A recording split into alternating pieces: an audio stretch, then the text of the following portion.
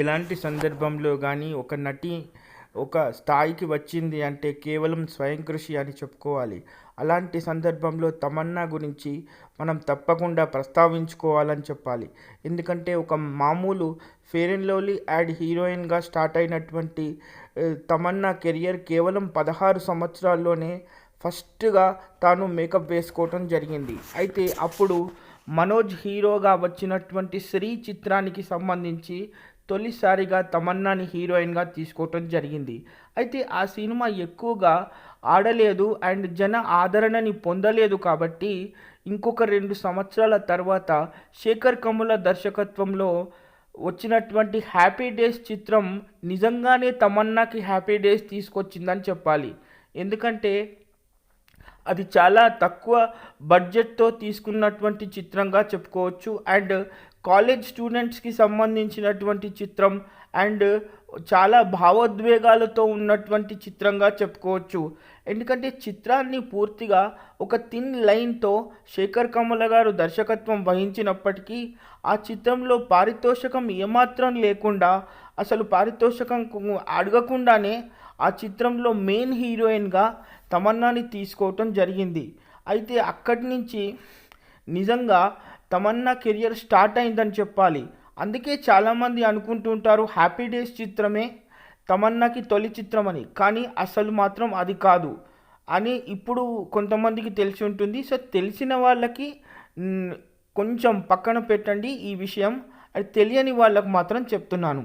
అయితే పాత్రకు మాత్రమే ప్రాధాన్యత ఇచ్చి ఏనాడు పారితోషికం గురించి ఆలోచించకుండా 20 సంవత్సరాలుగా ఒక హీరోయిన్ అత్యున్నతమైన స్థాయిలో ఉంటుంది అంటే అది తమన్నా అని చెప్పుకోవచ్చు. ఎందుకంటే ఒక భాషలో మాత్రం కాదు, దాదాపు 4 భాషల్లో అభిమానులను సంపాదించుకోవడం, ఏ భాషలోనైనా కానీ సొంతగా డబ్బింగ్ చెప్పుకోవటం లాంటి అరుదైన క్వాలిటీలు తమన్నాకు మాత్రమే ఉన్నాయి. ఎందుకంటే ఇప్పుడు ఈ భాషలోకి ఏ హీరోయిన్ వెళ్ళినా కూడా ప్రాంప్టింగ్తోనో డబ్బింగ్తోనో వేరే ఆర్టిస్టులతో చెప్పించి ప్రస్తుతానికి సినిమాని పూర్తి చేస్తున్నారు. కానీ తమన్నాతో మాత్రం విషయం అలా ఉండదు. ఎందుకంటే తాను భాష నేర్చుకుని దాని భావాన్ని తెలుసుకుని అప్పుడు డబ్బింగ్ చెప్పడం తమన్నాకి మొదటి నుంచి ఉన్న అలవాటు అని చెప్పుకోవాలి.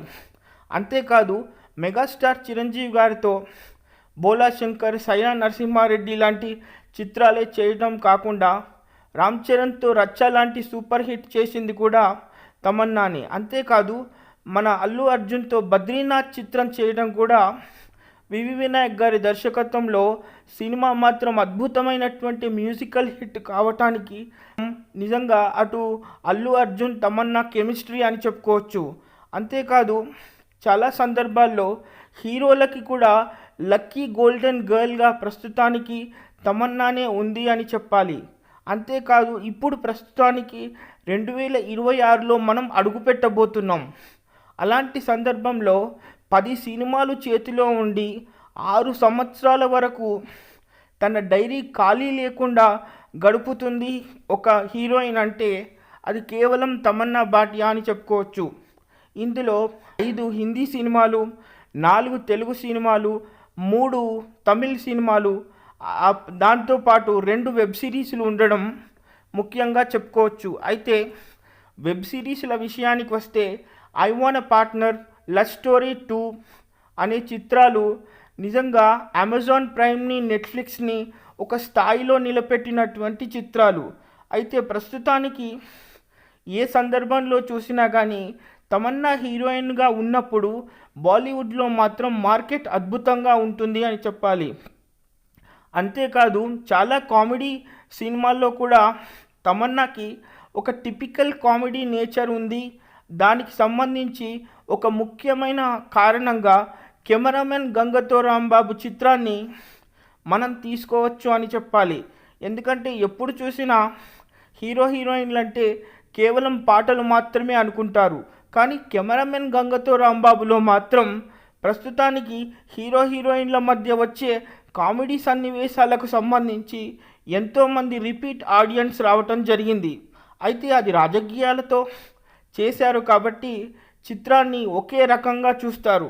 కానీ చిత్రాన్ని నిజంగా ఎంజాయ్ చేయాలనుకున్నప్పుడు కెమెరామెన్ గంగతో రాంబాబు అద్భుతమైనటువంటి చిత్రంగా చెప్పుకోవచ్చు. అందులో కూడా తమన్నా పవన్ కళ్యాణ్ గారితో పోటీ పడి నటించిందని చెప్పాలి. ఇంకొక అరుదైన చిత్రంగా సైరా నరసింహారెడ్డిని మనం అనుకోవచ్చు.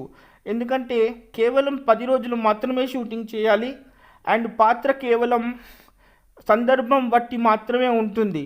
అలాంటి సందర్భంలో దేశం కోసం ప్రాణం ఇచ్చే ఒక సీత పాత్రలో చేసింది తమన్నా అని చెప్పాలి. ఆ పాత్ర నిజంగా చిత్రానికే ఆయుపట్టుగా మనం చెప్పుకోవచ్చు. సో ఇలా చెప్పుకుంటూ పోతే 20 సంవత్సరాల్లో తమన్నా సాధించిన విజయాలు మామూలుగా లేవు. అయితే ప్రస్తుతానికి బాలీవుడ్లో కూడా సౌత్ ఇండియాకి సంబంధించినటువంటి మోస్ట్ ఫ్యాన్ ఫాలోయింగ్ హీరోయిన్ ఎవరైనా ఉన్నారు అంటే అది తమన్నానే అని చెప్పుకోవాలి. అంతేకాదు జైలర్ చిత్రం సక్సెస్లో కూడా తమన్నాకి భాగం ఉందని రజనీకాంత్ గారే చెప్పారు. So stay tune for the further updates.